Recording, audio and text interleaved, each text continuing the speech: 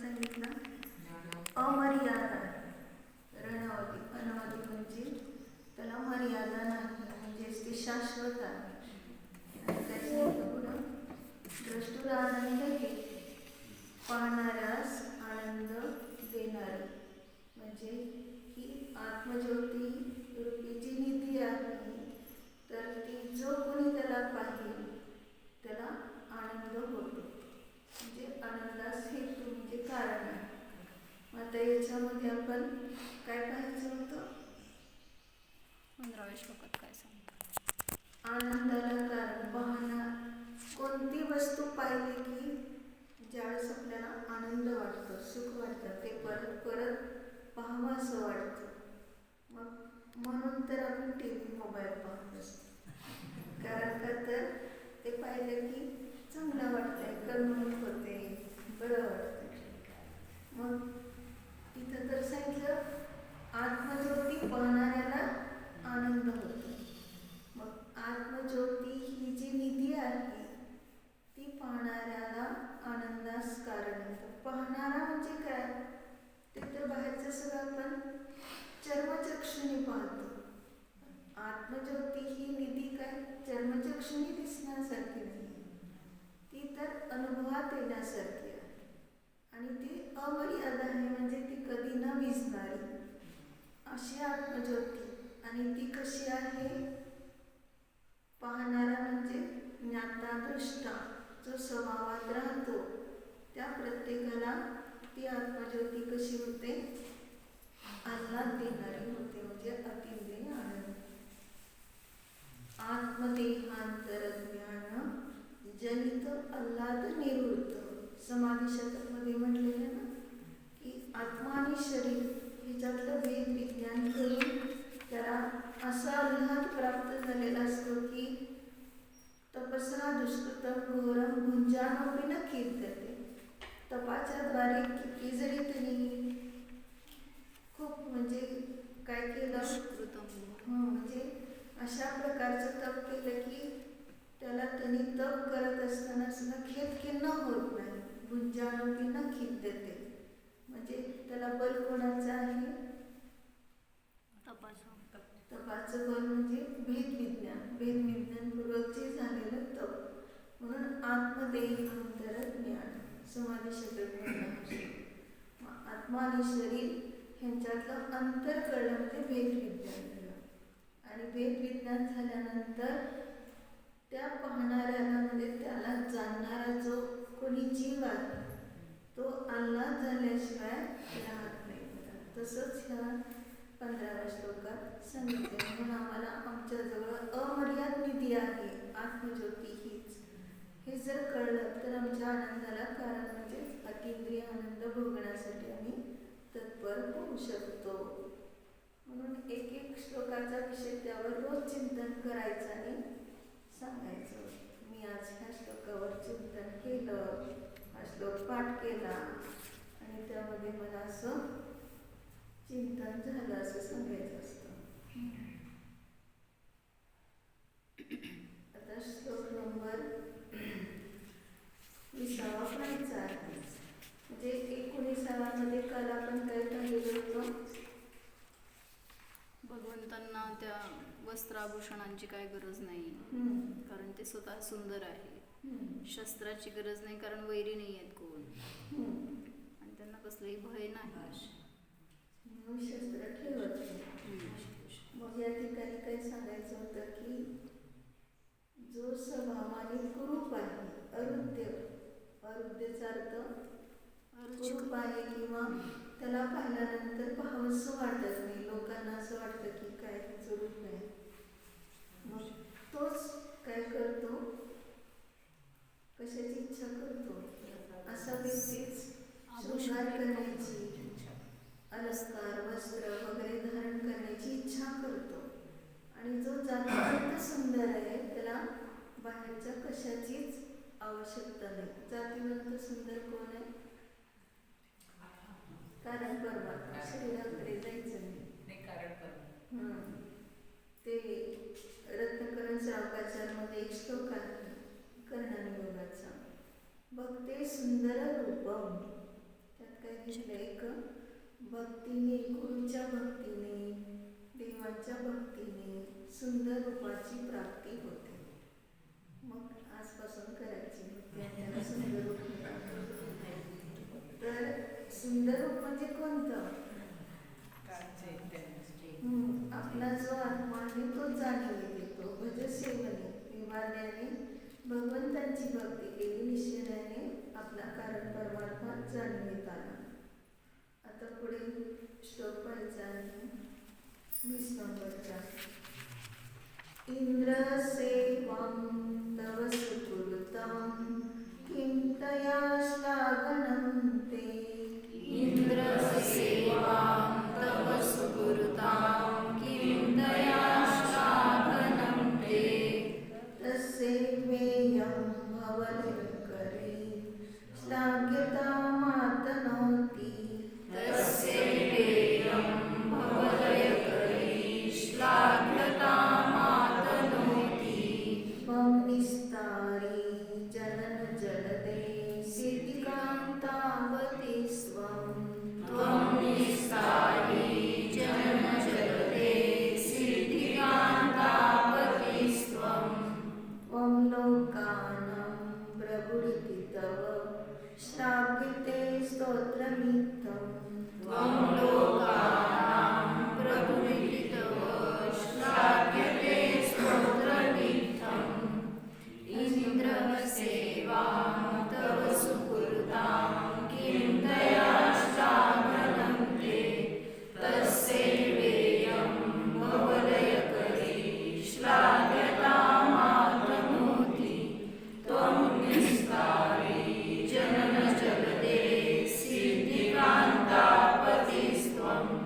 त्वं लोकानां प्रभुरिति तव श्लाघ्यते स्तोत्रमित्थम्. या श्लोकामध्ये कर्तृत्व नष्ट केले, अकर्ता स्वभाव दाखवले. कसं पहा, इंद्र तव सेवां सुकृतां. हे भगवान इंद्र तुमची सेवा करो, किंवा तया म्हणजे त्या सेवेच्या द्वारे ते श्लाघनं किं तुझी काय स्तुती होणार आहे. काय घेतलं? इंद्राने तुझी सेवा केली म्हणून काय स्तुती होणार का? म्हणजे इंद्र सेवा करू दे, परंतु त्यात तुझं काही फायदा नाही असं सांगण्यासारखं आहे. म्हणजे तुझी स्तुती पण होत नाही त्या सेवेने. तर मग पुढे काय सांगितलं? भवलय करी, पण संसाराचा भव म्हणजे संसार आणि त्याचा लय म्हणजे नाश, करी म्हणजे करणारी, संसाराचा नाश करणारी. इयं तस्यैव ती सेवा त्यालाच श्लाघ्यतां आतनोति. श्लाघ्यता म्हणजे त्यालाच ती शोभते, कीर्तीला वाढवते किंवा त्यालाच ती स्तुतीला प्राप्त करून देते. त्याची स्तुती होते त्याने. म्हणजे तुमची स्तुती नसून कोणाची स्तुती होते? त्या इंद्राची. मग का बरं इंद्राची स्तुती झाली यामध्ये? म्हणजे तो प्रसिद्धीला का प्राप्त झाला? श्लाघ्यतां आतनोति असं म्हटलं. म्हणजे तो एवढा प्रशंसनीय आणि सगळ्या लोकांना पूज्य झाला. इंद्रावस्था नाही घ्यायची. तर तो इंद्र सेवा करून त्याचे जे शुभभाव झालेले आहेत आणि त्याच्यानंतर तो मनुष्य होऊन मुनी होतो आणि मोक्षाला जातो. कशाचं फळ मिळालं? सेवेचं फळ. म्हणजे त्या सेवेने भगवंतामध्ये काही केलेलं नाही, झाले ते त्याचं त्याच्यामध्ये झालेलं आहे. त्याचं फळ त्याला मिळालेलं आहे असं सांगितलं याच्यातून. मग पुढं काय सांगितलं? त्वं जनन जलनिधे निस्तारी. त्वं म्हणजे तुम्ही कसे आहात? भवसमुद्रातून जनन जलनिधी म्हणजे जलनिधी म्हणजे समुद्र, जनन म्हणजे संसाराला उत्पन्न करणारा असा जो समुद्र आहे. तर त्या भवसमुद्रातून निस्तारी तुम्ही पार पाडणारे आहात. म्हणजे तू संसार सागरातून पार पाडत आहेस. त्वम सिद्धिकांता पती, आणि तू सिद्धिरूप कांतेचा स्वामी आहे. पती म्हणजे अधिकारी आहे, मालक आहे. त्वम लोकानां प्रभू, आणि तुम्ही लोकांचे प्रभू आहात. इति इत्थम स्तोत्रम, अशा प्रकारच्या तुमच्या ह्या स्तोत्राने किंवा स्तुतीने तव श्लाघ्यते, तेव्हा तुमची काय होते? स्तुती होते. म्हणजे तुमची सेवा करण्याने, तुमची सेवा इंद्राने जरी केली तर त्या सेवेने तुमची स्तुती झाली नाही, तर कशाने स्तुती झाली सांगितलं? भगवान कसे आहेत हे सांगितलं नाही. म्हणजे संसार सागराला पार पाडणारे आहेत, सिद्धिरूप कांतेचे स्वामी आहेत, लोकांचे प्रभू आहेत. अशा प्रकाराने वेगवेगळ्या प्रकाराने ह्या स्तोत्राने जर कोणी स्तुती करत असेल तर ते तुमची स्तुती होऊ शकते. मग आता ह्याच्यात ह्या श्लोकात आपल्याला सांगायचं काय महत्वाचं?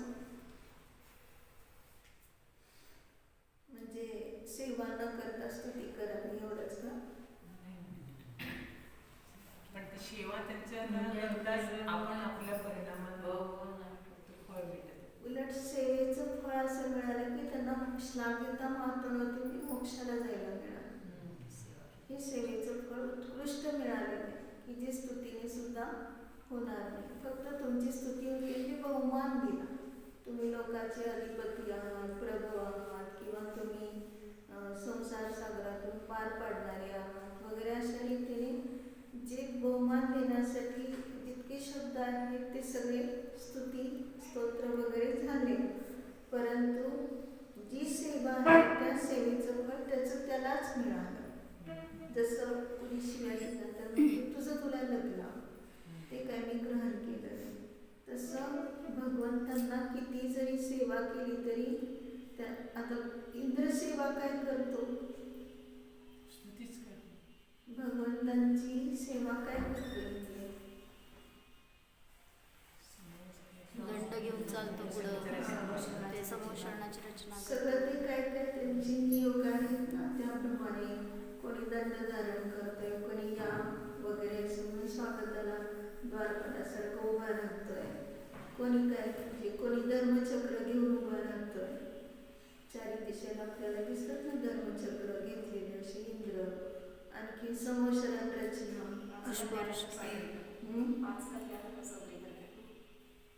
पाच कल्याण करतात.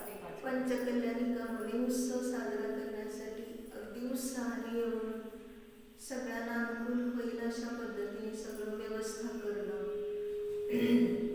हे सगळं कशाचं फळ मिळालं? ह्याचं फळ काय त्यांना मिळालं? मोक्षाला जायला मिळते. म्हणजे ह्यापेक्षा उत्कृष्ट फळ काय असणार आहे? कारण ह्या सेवेमध्ये एक भाव कोणते हे लक्षात घ्यायचे. पंचकल्याणी करण्याचे, समोषणात रचना करण्याचे भाव कोणते? इंद्राची स्तुती करण्याचे,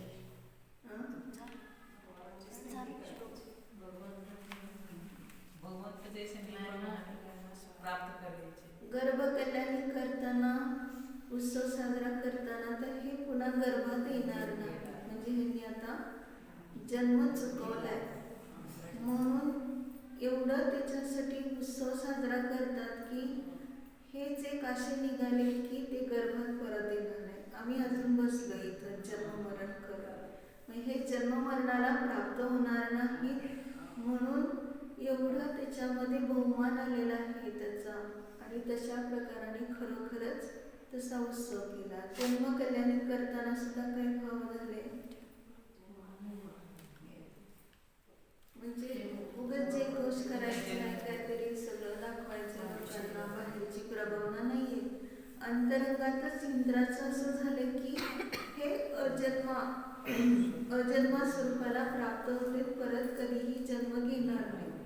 आणि आम्ही मात्र जन्ममरणाच्या दोषात आहोत, ह्या दोषाने रहित आमचंही स्वरूप आहे असं त्यांनी इतकं त्याविषयी केलं की स्वर्गातलं सुख सुद्धा काही त्यांना वाटलं नाही. खरं सगळं जडवैभव म्हणून तर इतकी सगळी रत्नवृष्टी होत राहते की हे काय आम्हाला उपयोगाचं नाही, आम्हाला तर हेच आत्मकल्याण उपयोगाचं आहे वगैरे अशा रीतीने ह्यासाठी ते सगळं त्यांच्याकडून घडून गेलं. दीक्षा कल्याणिकाच्या वेळेस काय होतं,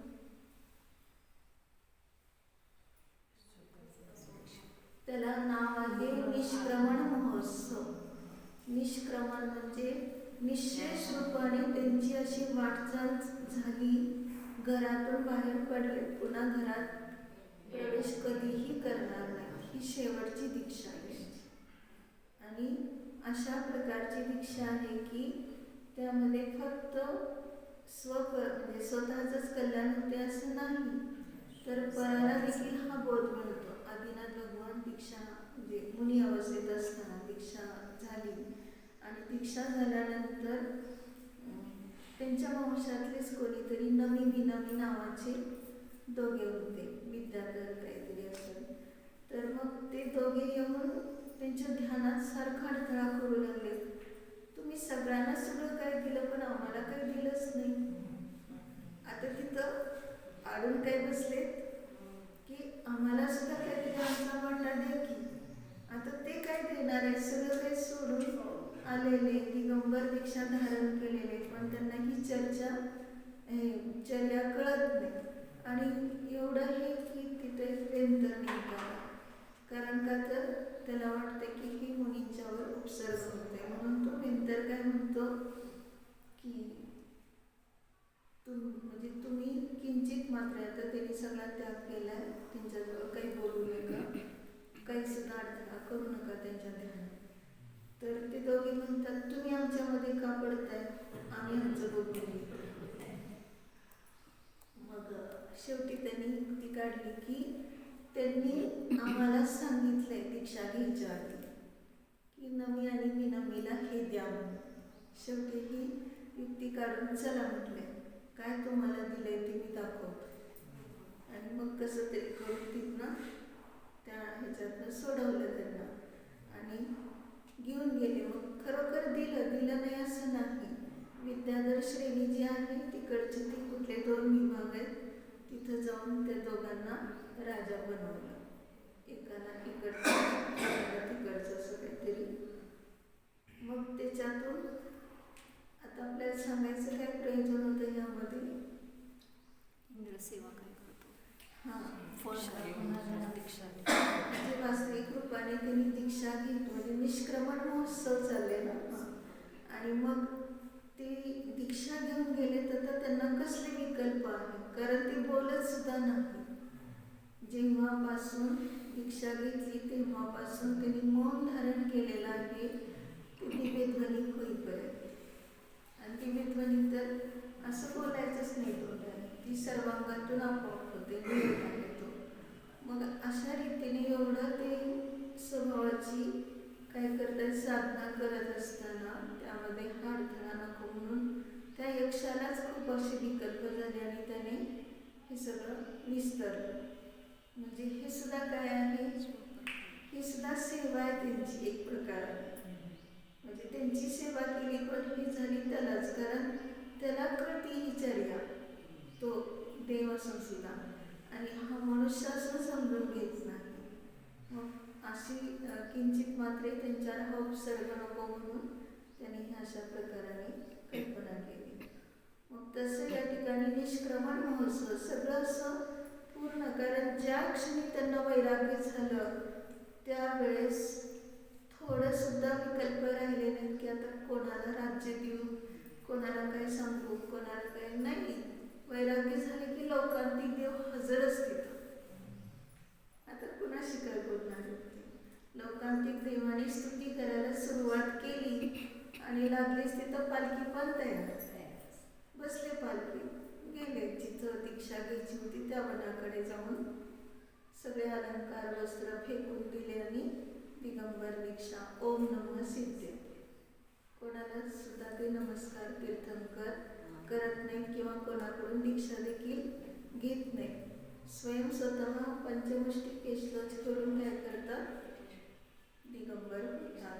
अशा रीतीने ते सुद्धा इतकं महोत्सव साजरा करतात इंद्र की जेणेकरून त्यांना ते खूप म्हणजे एवढे दीक्षेचे भाव असतात पण असंयम आहे तिथं. आणि घेऊ शकत नाही. आणि म्हणून त्यासाठी एवढं सगळं त्यांचं तळमळ आहे की आम्हाला कधी घ्यायला मिळेल अशा रीतीने.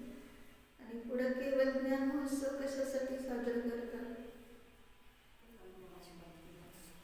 केवळ ज्ञान झालं तर त्या ठिकाणी तर केवढं ती समोशरात रचना वगैरे लागलीच. अंतर्मुहूर्तात असं बनतं की आणि प्रत्येकाला ती अनुभूता मिळावी की भगवंतांचं दर्शन आणि देवध्वनी ऐकायला मिळावी.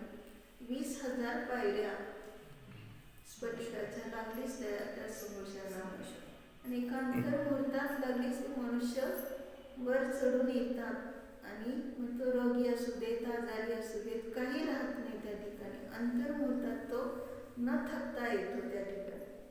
म्हणजे भगवंतांचं तर अतिशय आहेच, पण इंद्राला सुद्धा अंतरंगातून त्याविषयीचा इतका बहुमान आला की ते सगळं आपलं वैभव होतात. म्हणजे ते वैभव खरं नसून हे दाखवतात. म्हणून म्हटलं ना, पूज पूज श्री अरिहंत देवा ज्याची शतेंद्र करीती सेवा. मग या ठिकाणी शतेंद्र म्हणजे 100 इंद्र जे मोजले, फक्त 100 इंद्र सेवा करत नाही, तर या ठिकाणी फक्त हे 100 मुख्य आहेत. आणि ते सुद्धा आपल्या वैभवाला म्हणजे त्या जड वैभवाला म्हणजे हे करत नाही, स्वीकारत नाही. आणि हे त्यांना आत्मवैभवच इतकं पसंत पडलं की तिथं येऊन समर्पित होतात भगवंताकडे. आणि मग 100 मध्ये सगळे बाकीचे सामान्य येऊन गेले, अंतर्भूत झाले. तर म्हणून तसं म्हटलं गेलेलं. मग अशा रीतीने निर्वाण महोत्सव, आता ते तर गेले, आता काय महोत्सव करायचा त्याचा? भगवान मोक्षाला गेले, आता त्याचा महोत्सव काय असणार?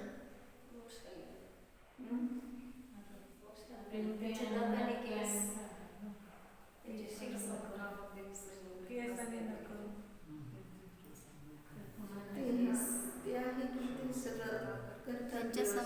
त्यांच्या समान आपल्याला पण तसं अंतर्गामध्ये एवढा बहुमान आहे की सुटले एकदा ह्या सगळ्या पिचड्यातल्या संसाराच्या.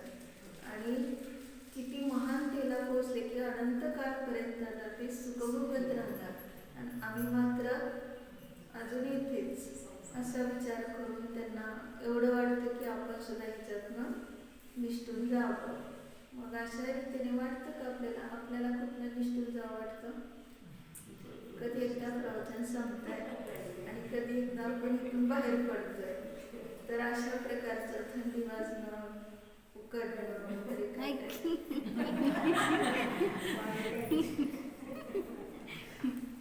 तरी आपलं स्वरूपच नाही. शरीराकडे बघून वाटतं तसं, पण आत्मस्वरूपच कसं आहे, एवढं सुंदर आहे, एवढं त्याच्यामध्ये सगळं काही भरलेलं वैभव आहे. हे जर पाहिलं तर कुठल्याही स्थितीमध्ये आपला उपयोग लागला पाहिजे. जसं म्हटलं ना, द्रष्टूर आनंद येतो 15मध्ये, पाहणाऱ्याला आनंदाला कारणच वाटलं पाहिजे. ते जे भगवंताकडे पाहतात, आत्मज्योती पाहतात आणि आपली आत्मज्योती तशी अनुभव करतात, मग ते अतिंद्रिय आनंदाला कारण आहे. तसं इथं सुद्धा काय सांगितलं, इंद्र म्हणजे कोण विचारता आध्यात्मिक दृष्टीने? आपलं कारण परमात्माच इंद्र. इंद्र म्हणजे उच्च, इंद्र म्हणजे श्रेष्ठ, स्वयं स्वतःच्या आज्ञेत राहणारा.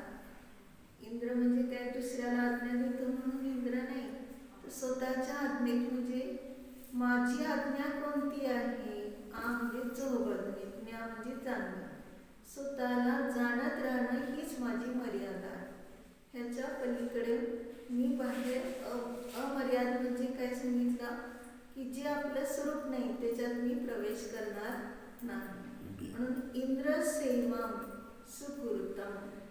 मग जो सेवेला करतो, सुकृता म्हणजे त्याला ते म्हणजे चांगल्या रीतीने करतो, म्हणजेच वेद विज्ञानाने स्वयं स्वतःला जाणत राहतो. आणि मग तवश्लाघनम, ते तुमची त्यात काय स्तुती आहे? तुमची म्हणजे कुणाची? कारण परमात्मा. त्यात काय स्तुती आहे? कारण स्वभावच आहे स्वतःमध्ये राहणं, स्वतःच्या मर्यादेला उल्लंघन न करणं. ज्ञात्यादृष्ट्या राहणं हे स्वयं स्वतःसाठीच ते फलदायक आहे. राहिलं तर दुसऱ्याला ते उपकारक नाही, स्वतःलाच उपकारक आहे असं याच्यातनं समजून घ्यायचं. मग भगवंतांची स्तुती केली कोणती? स्तोत्राच्या द्वारे. तसं आपण विकल्पात आल्यानंतर मी शुद्ध आहे, बुद्ध आहे वगैरे असं काही म्हटलं तर ती झाली स्तुती, परंतु सेवा काय झाली? अतिंद्रिय आनंद भोगणे ही सेवा. असं अध्यात्म दृष्टीने स्वतःला जाणणं आवश्यक आहे.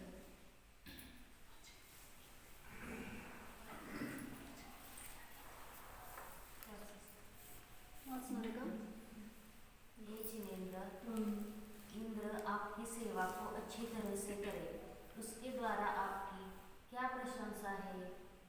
यह सेवा तो उस इंद्र की ही संसार परिभ्रमण का नाश करने वाली प्रशंसा को विस्तृत करती है। आप संसार समुद्र से तारने वाले हैं तथा आप मुक्ति रूपी स्त्री के स्वामी हैं और आप तीनों लोकों के निग्रह अनुग्रह में समर्थ है। इस प्रकार यह आपका स्तोत्र स्तवन प्रशंसनीय है। इंद्रादिक तुझी सेवा करतात, त्या योगे तुझी स्तुती काय होणार? संसाराचा नाश करणारी अशी जी तुझी सेवा, तिच्या योगाने त्यालाच श्लाघ्यता प्राप्त होते. तू संसार समुद्रातून तारणारा आहेस, तू मुक्तीचा स्वामी आहेस, तू लोकांचा स्वामी आहेस इत्यादी स्तोत्रांनी तुझी स्तुती होते. इंद्रः सेवां तव सुकुरुतां